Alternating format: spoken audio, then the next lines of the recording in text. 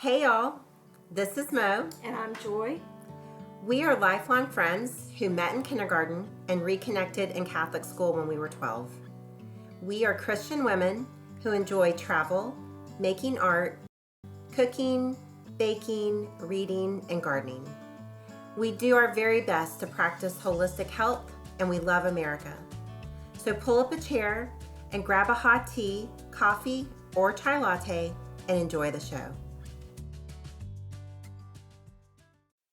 Today's job market is different from other times in history. Job seekers face a rapidly evolving workforce with changes in technology, generational attitudes, and even interfaces with AI. Our podcast will offer analysis, real-life examples, interviews, and discussions. We will explore solutions for the current workforce that is impacted by layoffs or just wanting to make a change. And we'll do it while having a laugh or two. Welcome to Real Talk for Today's Job Seekers podcast. Hello and welcome to the Real Talk for Today's Job Seekers podcast, episode 2. Episode 2. Yay, I am Joy. I'm Mo. And we are so glad that you guys joined us. And today we are going to be talking about layoffs in more depth. So, first of all, we'd like to share our layoff stories with you. Mo, I'm going to let you go first since you have 2 of them, not just one. Oh boy. So tell us about your first layoff. Okay, so the beginning of my career actually spanned across 3 companies, but it was all bridged one service. Okay. So I started at a company, it was amazing, still have long-term relationships from that company. We were bought by another company, had some challenges, and then were subsequently bought by the third company. It was the third company where I was laid off the very first time. I had 18 years of service under my belt there, and essentially I was one of the last, quote unquote, last man standing. There were a few of us that were still around from the previous company, and I was kind of getting jostled around quite a bit with management, and wound up having my final manager who resided in Delaware. I was tapped on the shoulder and briefly floated the idea about mentioning to move to Delaware, which was a absolute hard pass. Ew. Can you imagine? No. Yes. It's cold there. You don't have the right clothes. Absolutely. So I actually had a unique experience, and I would say I would consider myself fortunate because I was very well aware that both of the layoffs that I've experienced in my work life were going to happen. Mm-hmm. And I think that's absolutely easier to process. But I actually had the unique experience on my first layoff to essentially help manage myself out. I actually worked directly with senior HR staff and worked through my paperwork and managed myself out. That's pretty awesome. It was pretty surreal at the time. But now that I look back on it, I'm like, wow, that was probably a unique and decent experience considering the environment at the time, the situation. My most recent layoff occurred towards the end of October last year. I was also expecting that. It was part of the 3rd round of layoffs following a company buyout. You could kind of see the writing on the wall. And so it was handled a lot in a just a different manner. Mm-hmm. I got to join one of those famous calls. Oh, yes. With 100 or so of my closest friends. Mm-hmm. And you're given the blank stares and the canned message, and then you are done. and your access is stripped, and you're sent a return label for your computer, and all of the things. And as a sidebar, not that we're trying to slam people, but can I just say my return to laptop experience through FedEx was not the best. It was very funny though. And maybe we'll have you tell that story to our listeners later. Golly. So Yes. Joy, let's hear your layoff story. So I was young in my career when I got laid off, but it was a complete shock to me. I mean, people talk, but at that point, why would anybody let me go? I was working in mortgages as a processor, which was fun. You're validating deposits and following and validating paperwork. Right. I was quick and determined and quickly worked up my pipeline to the rest of the team, so I was doing good. They sat me beside the underwriter, so I was able to ask her a lot of questions and learn. Bonus as a processor. Right. My stats were up to par with the rest of the team, but I was the last one hired for this team, so I wound up being the first one fired. Yeah. I was low-hanging fruit, and they brought us all into this room, and I remember plastering this big fake grin on my face. Aww. And I was trying to hide my shock Yeah. and just this overwhelming feeling of rejection. Right. And there was this cute guy beside me from another team that I did not want to cry in front of, because it would have been a very emotional cry, and with, red eyes and snot and all the things. Oh God. Oh wait. So y'all were all like in a room together? We were. Oh, yes. And there was probably about 50 of us, I guess. Oh. So, right. I think that's a totally different vibe a bulk layoff than being put on a video conference call where you at least have your personal privacy. Right. I forgot all about back in the day where you all had to be in the big room. Right, and they didn't process you one at a time. They wanted to let everybody go at one time so that there wasn't whatever theft or whatever that is. So yeah, that cute guy, I didn't want to cry in front of him. And I remember, just as a side note, we rode the people mover back and forth to our cars, and I walked out with him. We were chatting, and instead of getting off at my stop, I rode all the way to his stop with him. And then he's like, "Why aren't you getting off?" And I'm like, I mean, I guess I should have gotten off and pretended to look for my car, but I didn't. I don't know. I was scared. But I digress. Anyway, I had only been with the bank for 2 years at that point, and they gave me 2 months of severance. I think they covered my insurance, but who knows? I was young and healthy then and didn't need it. Right. But heck, I'm still young and healthy. Yay! Wow. You know what? You said you got 2 months of 2 months of severance for 2 years? Yes. They were very generous with me at the time. You got more than what I did for almost 5 years back in October. Fantastic. Yeah. Well, I still lived at home at that point, so I traveled for a little while. I stayed with my friend Colette for a month. Nice. And I collected and made my first recipe book, which I'm still using to this day. But the thing is, 3 months later, the bank offered me my old job back, and I didn't want it at that point.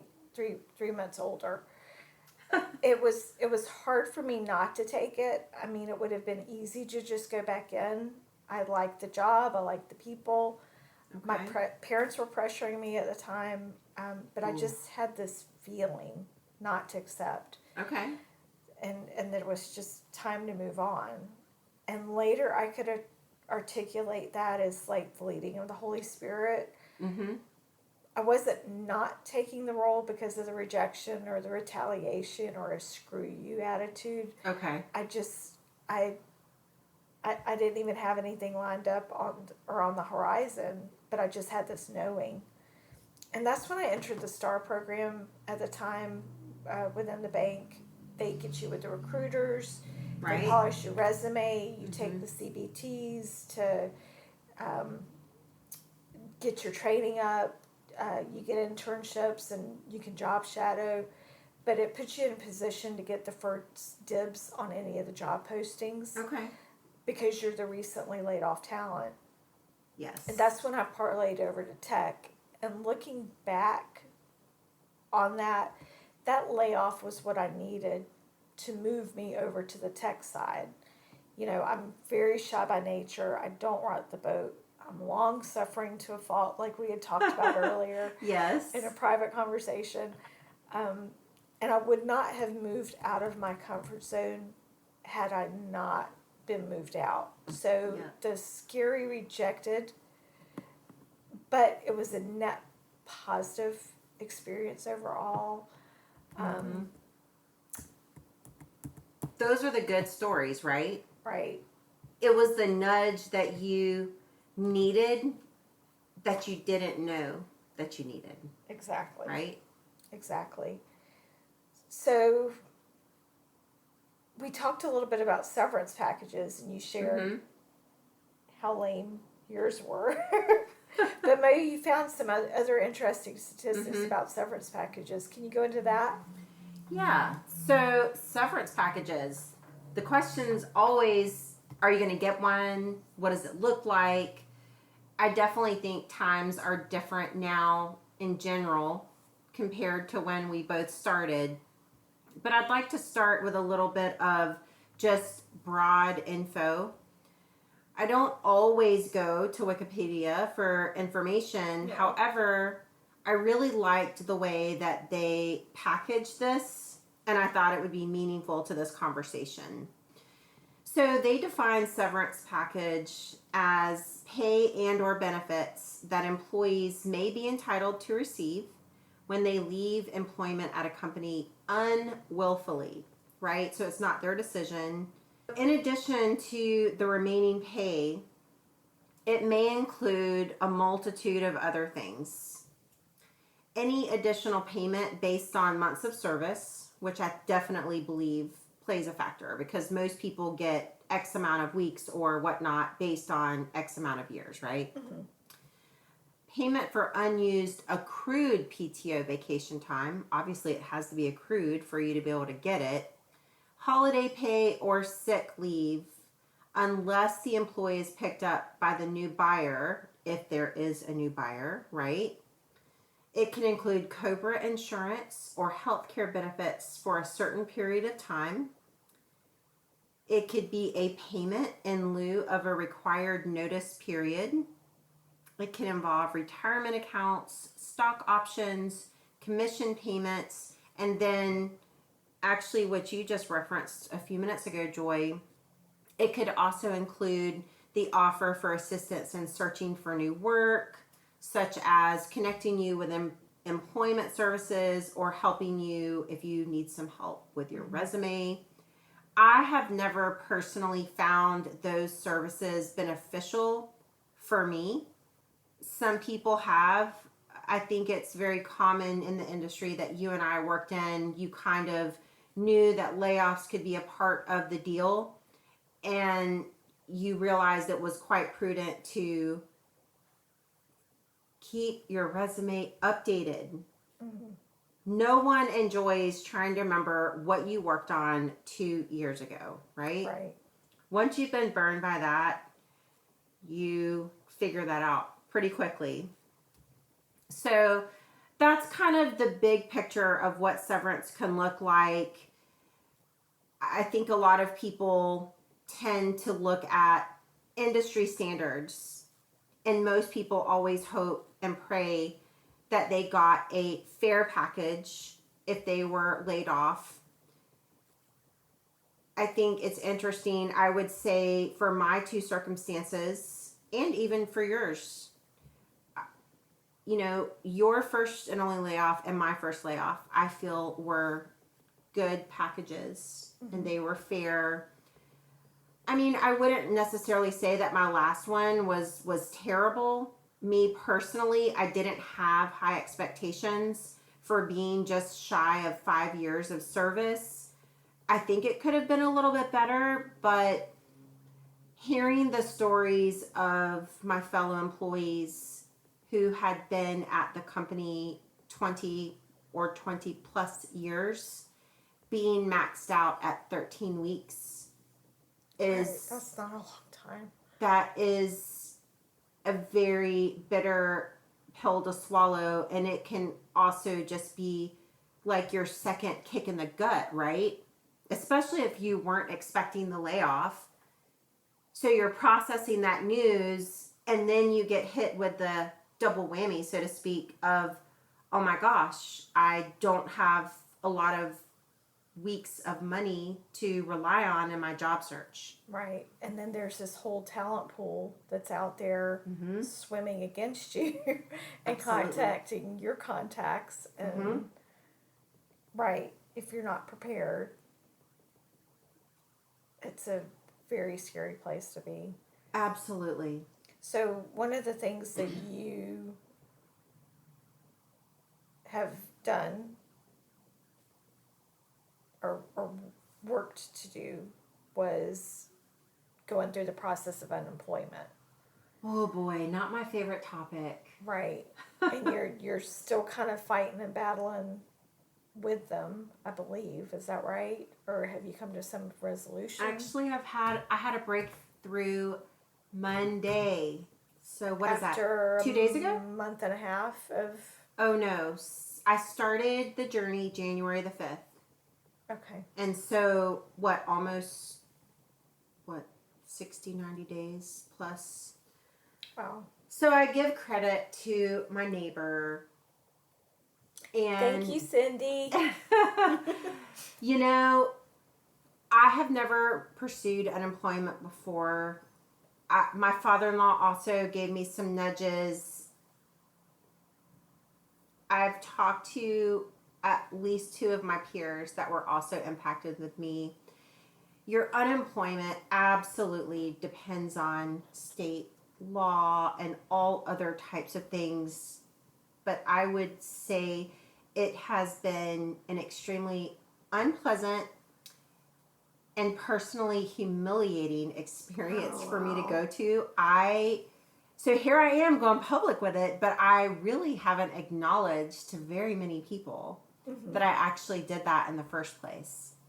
So in the state of Florida, what you learn is no matter what your title was or what your salary was, whatever, you can qualify for $275 a week. That is taxable. Oh, fantastic. Yes. And to put the sour in the sauerkraut, the process itself is 1,000,000% not user friendly.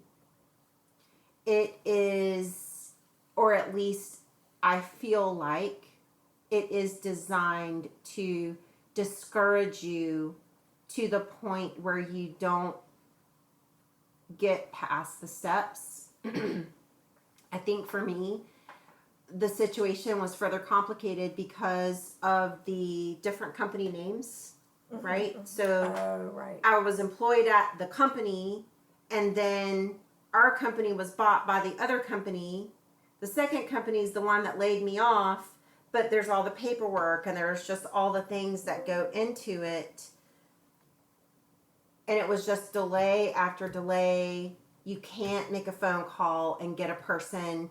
They force you to go into the offices that are always in an interesting location, and you have to wait to be acknowledged, and you're ushered to a desk, and there's a phone, and they connect you to an actual live person. And you can't call this person from your home You phone cannot. number No. because it just hangs up on you. Yes. Fantastic. So you have to go and dial the bat phone at the building. Yes. Absolutely. And there's only one per office. Oh. So Lord forbid that you pick a heavy day. Just, I can't emphasize enough. not that I'm anyone special or whatnot, but I think for people that are come from a corporate America background and they're used to working in that environment, and you try to navigate a process such as this, there's zero efficiency.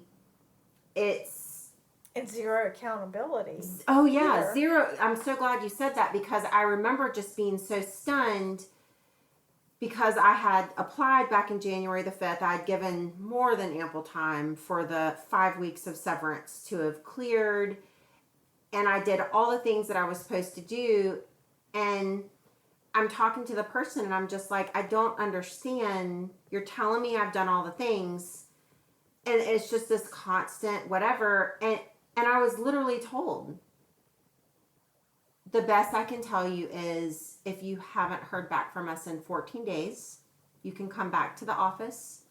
You can connect from this phone, and you can ask for, I don't know if they said the word was grievance or an escalation. There was some sort of word that they used.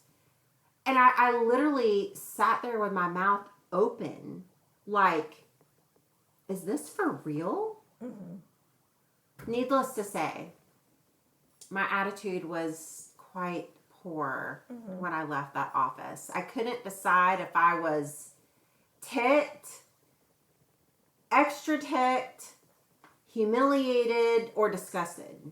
Or maybe all the above. All of them, yeah. Probably. That's awful. I have not filed for unemployment, but somebody did file for unemployment in my name. Oh. And so I started reaching out to the state and trying to get that tracked down and figured out. And I don't remember that happening. How Yes. long ago was that? It was around COVID time. Oh. And somebody, I happened to be over at my mom's house and I got her mail. Okay. And I had a letter to myself, and I opened it up, and it was an unemployment check. And I had never filed for it. A paper check. I was still working. Yes. Oh. So the fraudster, I believe, was coming by and pulling the mail from her mailbox, I guess.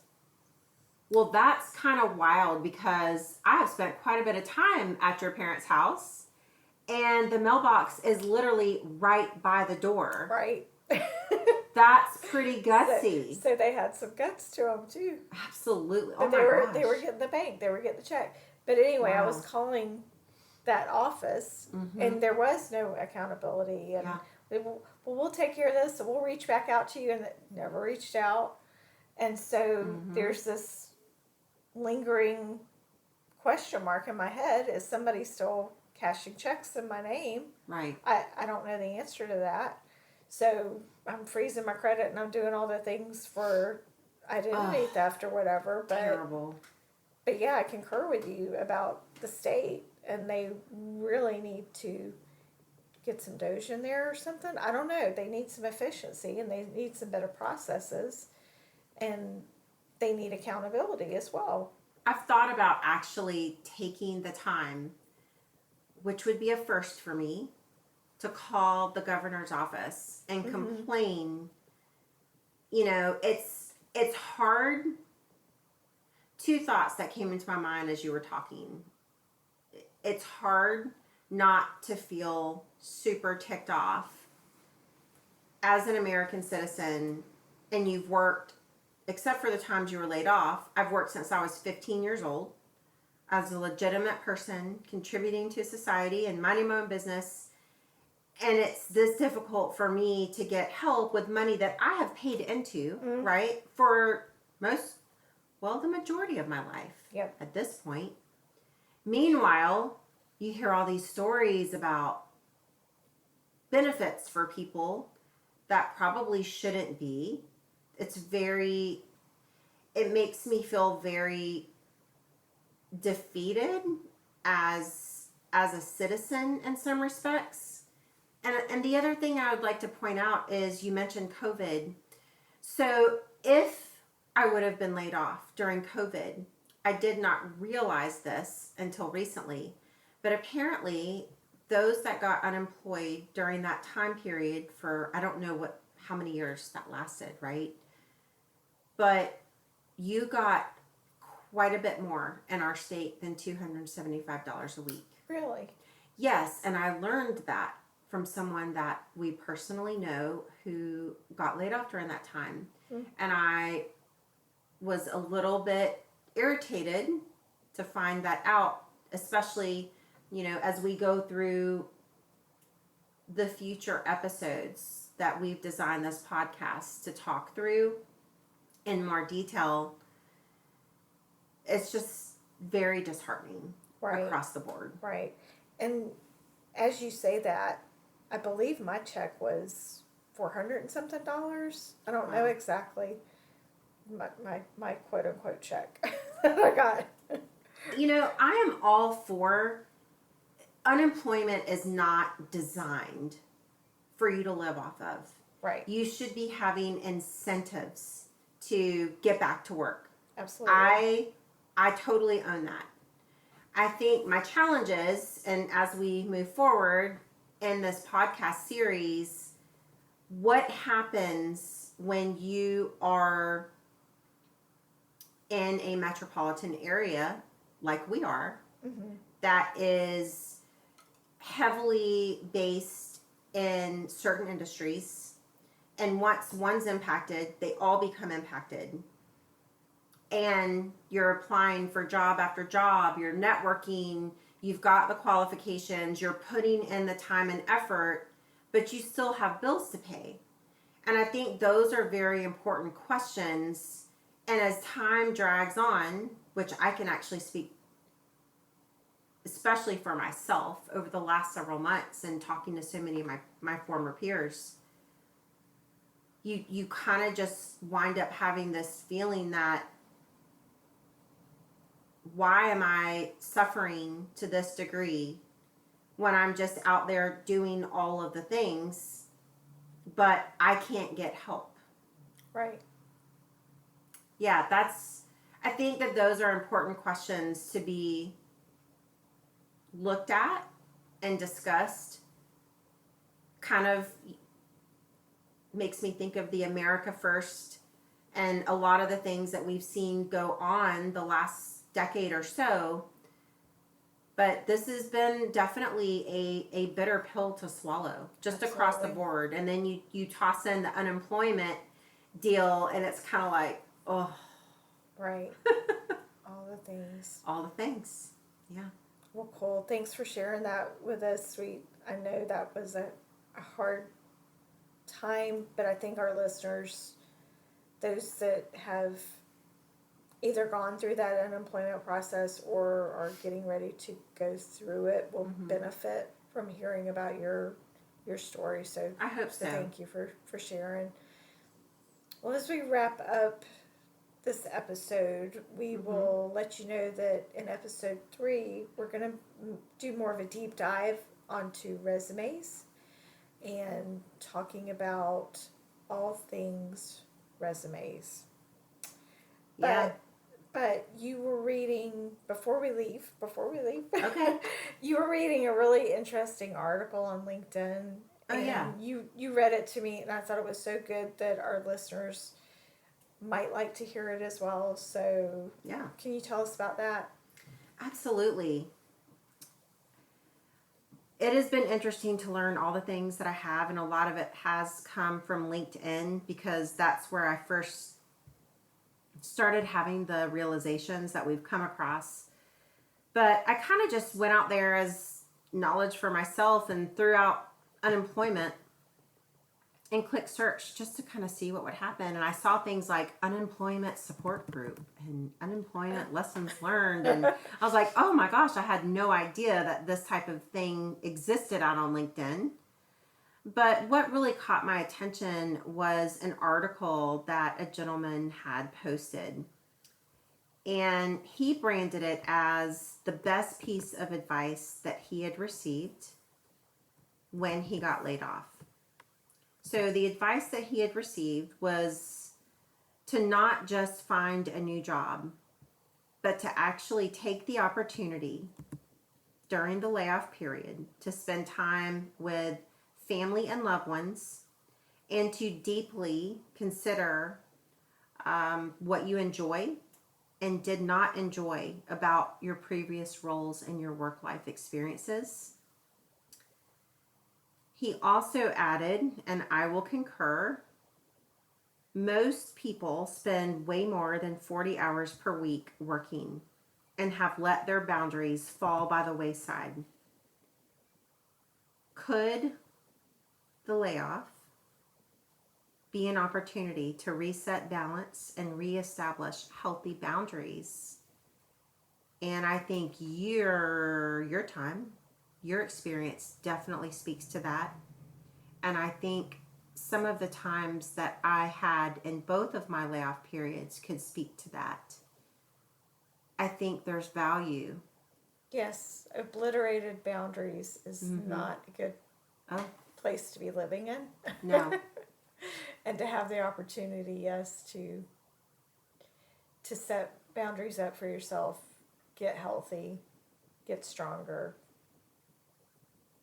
get your head straight, forgive, whatever you need to do, just time. Yeah.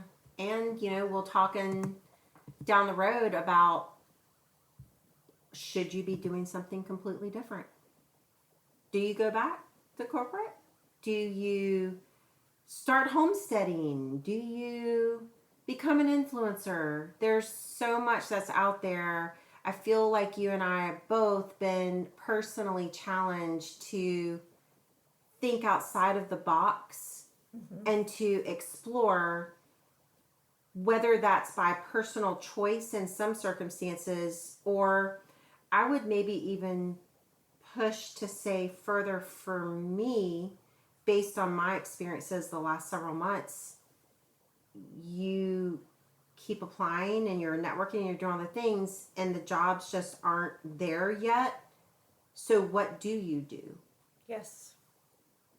All important questions. Part of the journey, I guess. You don't fear. No fearing.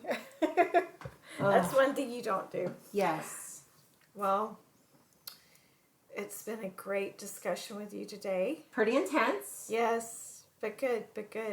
So, listeners, we would love to hear your ideas as well. If you've got any topic suggestions or experiences that you would like to share with us, join us on our Facebook page and share your recommendations. You can also stay updated on upcoming episodes there. Check out our show notes for more details. We look forward to connecting with you. Yes, we do. And this is Joy. This is Mo. And we will see you on the next episode. Thanks Bye, for guys. listening. We want to thank you for listening to the Real Talk for Today's Job Seeker podcast with Mo and Joy.